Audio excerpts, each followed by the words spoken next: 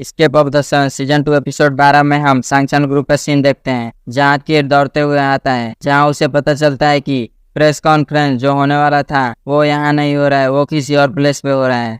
तब मियंग गार्ड से उसे रोकने को कहती है तो किर गन निकाल लेता है और गन के सहारे वहाँ से निकल जाता है। फिर वो अपने कार को ड्राइव कर रहा होता है और वो लुका से उन रिपोर्टर्स का मोबाइल ट्रैक करने को कहता है जिन्हें दोयुक ले गया था। इधर प्रेस कॉन्फ्रेंस में दोयुक रिपोर्टर से कहता है आप लोग हमारी शक्ल याद कर लीजिए, वो हम ही लोग हैं जिन्होंने लगातार झूठ बोला है जिसकी वजह से बबल इंसिडेंट हुआ था।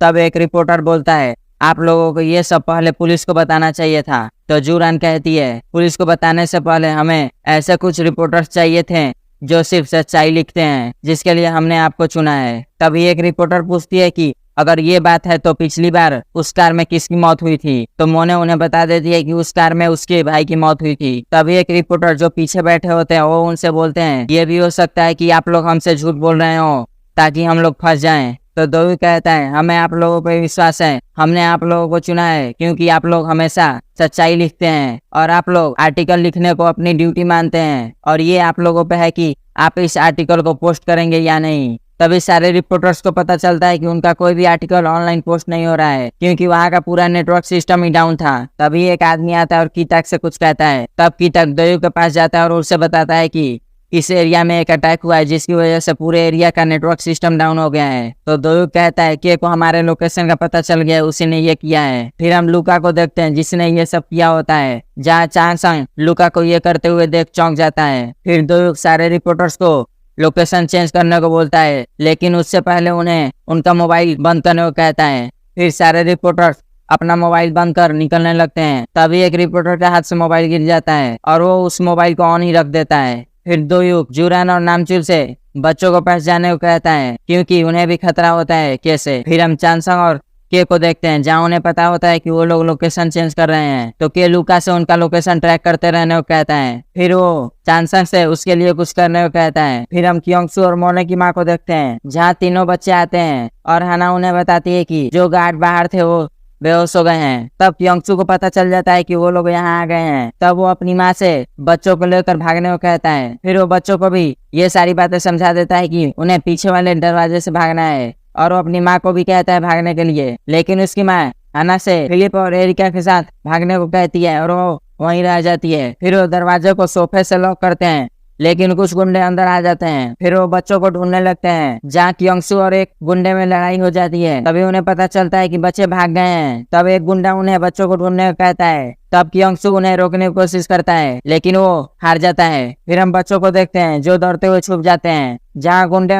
उनसे आगे निकल जाते हैं। फिर तीनों बच्चे अपनी उस जगह से भी भागने लगते हैं। फिर हम मोने की माँ को देखते हैं जो एक गुंडे को रोक रही होती है बाहर जाने से। तब वो गुंडा बैट उठा लेते हैं उन्हें मारने के लिए। तभी वहाँ नामचुल जूरान आ जाते हैं और नामचुल उस गुंडे को मारकर बेहोश कर देता है। फिर नामचुल जूरान और क्योंगसू बच्चों को ढूंढने के लिए बाहर जाते हैं। फिर हम बच्चों को देखते हैं जो एक प्लेग्राउंड में छुपे होते हैं जहाँ नामचुल और जूरान उन्हें ढूंढ लेते हैं। फिर हम एक वैन को देखते हैं जिसमें सारे रिपोर्टर्स दूसरे लोकेशन पर जा रहे होते हैं जहाँ उन्हें पता चलता है कि एक रिपोर्टर का मोबाइल ऑन रह गया है। तभी कुछ गुंडे उनके वैन को रोकते हैं जिनमें से कुछ उनके वैन में बैठ जाते हैं और वो उस वैन को दूसरी लोकेशन पे ले जाते हैं। जहाँ दूसरी लोकेशन पे पहुंचकर वो सब उन्हें बाहर निकाल उनके घुटने पे उन्हें बिठाते हैं। तभी वहाँ के भी आ जाता है क्योंकि उसी ने ये सब किया था। तो एक रिपोर्टर पूछते हैं आप ये क्या कर रहे हैं। तो के कहता है मैं सच्चाई को बाहर लाने से रोक रहा हूँ जिससे आप बच जाएंगे। फिर वो उसी रिपोर्टर को बताता है कि क्या आपको पता है आपकी पत्नी ने गाको डिस्ट्रिक्ट में एक जमीन खरीदी है। तो रिपोर्टर कहता है मेरी पत्नी ऐसा घटिया काम नहीं कर सकती है, वो ऐसी नहीं है। तब के कहता है मुझे पता है लोगों को झूठी खबर पसंद है, इसीलिए झूठी खबर भी सच बन जाती है और कभी कभी सच्ची खबर भी झूठ हो जाती है। तो रिपोर्टर कहते हैं बिल्कुल तुम्हारे जैसे सिमजून। तब धीरे धीरे सारे रिपोर्टर्स अपने पैरों पे खड़े हो जाते हैं और कहते हैं तुम हमें नहीं रोक सकते, चाहे तुम कुछ भी कर लो,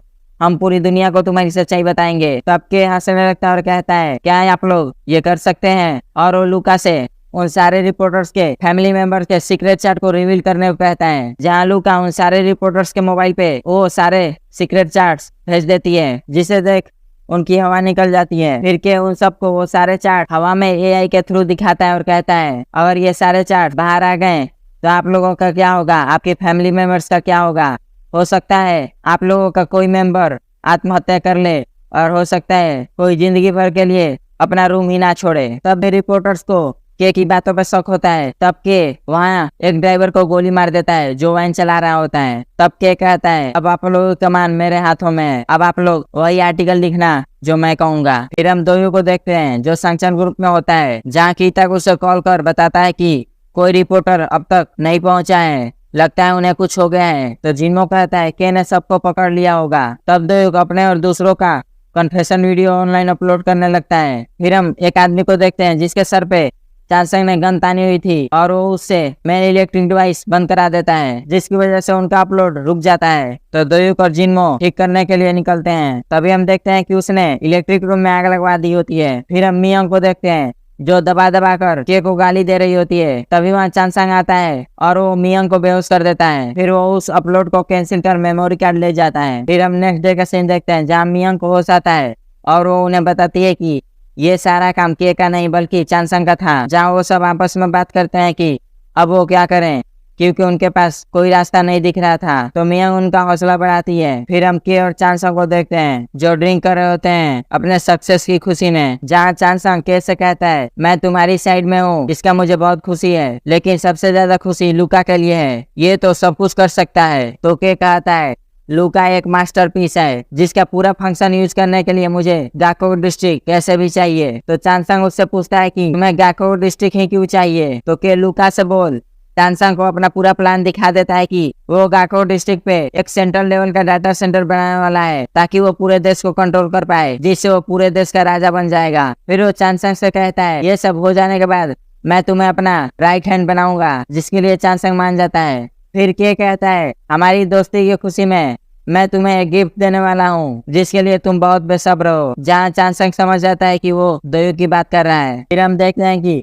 एक स्कैंडल न्यूज रिलीज हुआ है जिसमें दोयुक और मोने का अफेयर बताया जा रहा था। फिर हम जुरान को देखते हैं जो बच्चों के साथ सो रही होती है। तभी वह नाम चिल्लाता है और वो जुरान को मोने और दोयुक की अफेयर वाली न्यूज दिखाता है और वो न्यूज मोने भी देखती है, लेकिन उससे कोई फर्क नहीं पड़ता है। तभी चांसंग उसे मैसेज करता है कि मैं तुम्हें अभी प्यार करता हूँ, अगर तुम मेरे पास आ जाओगी तो मैं सब कुछ भूल जाऊंगा। फिर हम जिन्मो को देखते हैं जो यंगजी के साथ होता है, जहाँ वो डॉक्टर की बात याद करता है कि डॉक्टर ने उसे कहा था कि यंगजी को जिंदा रहने के लिए एक हेल्दी दिल की जरूरत है। जहाँ ये सोच जिन्मो यंगजी से कहता है अगर जरूरत पड़ी तो मैं तुम्हें अपना दिल दे दूंगा, लेकिन तुम्हें जिंदा रहना होगा। अभी वो बाहर कुछ हल्ला सुनता है और वो बाहर आता है जहाँ के होता है। जहाँ जिन्मो के से कहता है तुम उसी समय आते हो जब मैं बहुत गुस्से में होता हूँ, मेरा तो मन कर रहा है मैं तुम्हें चीर फाड़ कर मार दूं, लेकिन मैं बच्चों की वजह से रुका हूँ, तो यहाँ से चले जाओ। और वो जाने लगता है। तो के उससे कहता है तुम्हें एक दिल चाहिए, मैं वो दे सकता हूँ। फिर हम उन दोनों को दूसरी जगह देखते हैं जहाँ वो बात कर रहे होते हैं, जहाँ के जिन्मो से कहता है मैं एक आदमी को जानता हूँ जिसका दिमाग मर चुका है लेकिन वो जिंदा है, तो मैं तुम्हें उसका दिल दे सकता हूँ। लेकिन जिन्मो उससे डील नहीं करता और जाने लगता है। लेकिन जाते जाते वो उसे बताता है कि तुमने दोयुक और मोने के बारे में जो झूठी खबर फैलाई है उसकी वजह से दोयुक बहुत गुस्से में है और वो तुम्हारी पूरी दुनिया हिलाने वाला है। फिर हम मियांग और कीता को देखते हैं जिन्होंने संगचन ग्रुप में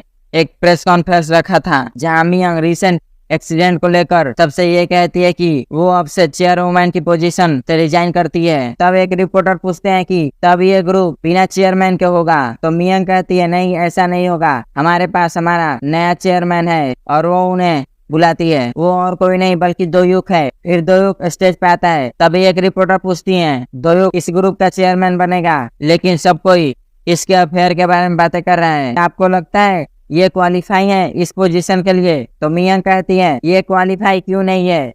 और वो उन्हें फिर से उसे इंट्रोड्यूस करती है और वो उसे इस बार चेयरमैन सिमियन का असली बेटा के रूप में इंट्रोड्यूस करती है, जहाँ सारे रिपोर्टर चौंक जाते हैं। फिर दोयुक माइक के पास आता है और वो सबको बताता है कि चेयरमैन सिमियन मरते वक्त जो कहा था कि मैं उनका बेटा हूँ वो सच है, और जो सिमजुन उनके साथ रहता है वो फेक है, और वो उनका सिक्योरिटी का बेटा है जो बचपन में मुझसे एक्सचेंज हो गया था। और वो उन्हें ये भी बता देता है कि वही सिमजुन जो फेक है वो अभी तिकितका का चेयरमैन बना हुआ है। जहाँ सारे रिपोर्टर वहाँ हल्ला करने लगते हैं। तभी एक रिपोर्टर पूछते हैं क्या ये सच नहीं है कि लीवी टिकिटका का चेयरमैन है। तब दोयुक उन्हें यह भी बता देता है कि सिमजुन अभी लीवी बना हुआ है और असली लीवी की मौत पिछले साल हो गई थी। जाके ये न्यूज देखना होता है और वो बहुत गुस्से में होता है, जिसकी वजह से उसकी पुरानी बीमारी जहाँ उसका बायां हाथ कांपने लगता है वो फिर से होने लगता है। जहाँ दोयुक सबको बता रहा था कि टिकिटका का सीक्रेट चैट ऑप्शन लीवी ने बनाया है, सिमजुन ने नहीं, क्योंकि सिमजुन कुछ नहीं कर सकता, सिर्फ वो प्रिटेंड कर सकता है कि वो ली हुई है। जहाँ उसकी बातें सुन के सोचने लगता है कि उसके पापा भी उसे यही सब बोला करते थे।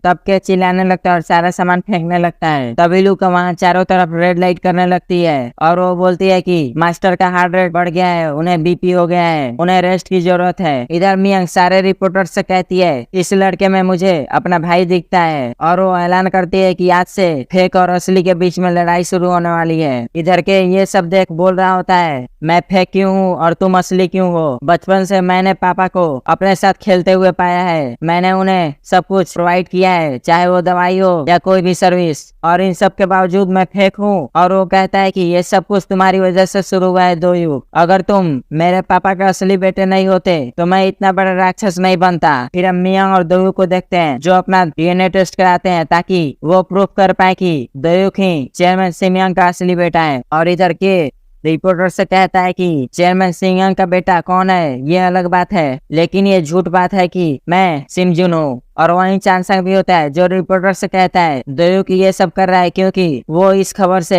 अपने और मेरे बीवी की अफेयर वाली बात छुपा लेगा। फिर हम मोना को देखते हैं जो अपने सारे प्रॉपर्टीज डीलर के पास लाई होती है बेचने के लिए। फिर मोना अपने घर लौट रही होती है जहाँ कुछ लड़कियां होती हैं जो उसे बहुत टॉर्चर करती हैं उसके अफेयर वाली बात को लेकर। फिर वो अपने रूम में होती है और अपने अफेयर वाली न्यूज देख रही होती है। तभी उसकी माँ वहाँ आती है और वो उससे पूछती है क्या तुम ठीक हो, तो मोने कहती है मैं बिल्कुल ठीक हूँ। तब मोने की माँ उससे पूछती है क्या मैं सच में चली जाऊँ जबकि तुम इतने बड़े झमेले में फंसी हुई हो। तो मोने कहती है आपको जाना होगा क्योंकि यहाँ पे बहुत खतरा है। तो मोने की माँ कहती है ठीक है मैं चली जाऊंगी। तब मोने उन्हें बताती है कि उसने एक घर खरीदा है और बैंक अकाउंट में कुछ पैसे डाले हैं और वो उन्हें उसे यूज करने को कहती है। तो मोने की माँ कहती है तुम इस टाइम पे हमें पैसे क्यों दे रही हो, हम अपना ख्याल रख सकते हैं, उन पैसों का तुम इस्तेमाल करना अपने लिए। तो मोने कहती है मैं बिल्कुल ठीक हूँ और ये कुछ नहीं है, ये पेनाल्टी मैं खुद भर दूंगी। जहाँ वो अपने दर्द को छुपा रही थी जो उसकी माँ देख रही थी, क्योंकि सबकी माँ ऐसा देख लेती है। फिर मोने की माँ मोने को बैठाती है और पूछती है तुम मुझसे बता सकती हो तुम क्या सोच रही हो।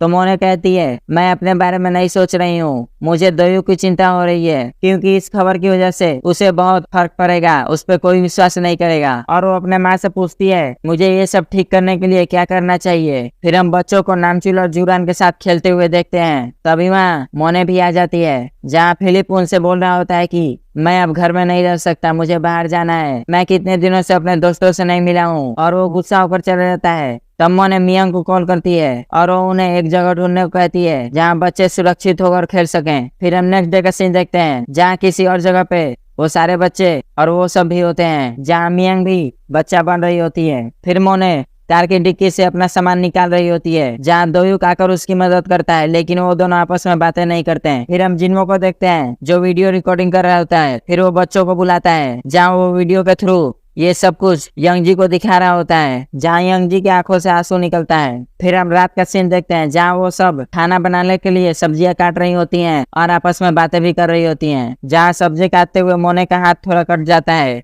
जिसे दोयुक देख रहा होता है। फिर हम जिन्मो को देखते हैं जो बच्चों को कहानियां सुना रहा होता है। फिर हम उन सबको देखते हैं जो एक दूसरे के बहुत पास बैठे होते हैं और ड्रिंक कर रहे होते हैं। जहाँ नामचुल जुरान से पूछता है तुम इस खुशी के दिन पे रो क्यों रही हो। तो जुरान कहती है अगर इस वक्त हमारे साथ राई और यंगजी भी होते हैं तो बहुत अच्छा होता। जहाँ उनकी बातों से सारा माहौल इमोशनल हो जाता है। तभी वहाँ मियांग आती है और एक साथ फोटो लेने को कहती है। फिर वो सब एक साथ फोटो लेते हैं जहाँ मोने हाना के कंधे पे हाथ रखती है। फिर हम दोयुक को देखते हैं जो एक फार्मेसी स्टोर आता है कुछ दवाइयाँ लेने के लिए, लेकिन जब वो वापस जाता है तो उसे पता चलता है कि सब कोई अपने अपने घर चला गया है। फिर हम मोने को देखते हैं जो अपने घर आती है। फिर वो दोयुक के लिए एक लेटर लिख रही होती है। फिर हम नेक्स्ट डे सांगचान ग्रुप का सीन देखते हैं जहाँ दोयुक के केबिन में कीता आता है और वो उसे टीवी ऑन कर दिखाता है कि चांगसंग और मोने एक साथ हो गए हैं और वो उसे उसे मोने का दिया हुआ लेटर देता है, जहाँ मोने ने लिखा था कि मैंने ये डिसीजन इसलिए लिया कि कोई भी तुम पे सवाल ना करे, और मैंने कल रात सबके साथ टाइम भी बिता लिया है, जहाँ हम सब बहुत खुश थे।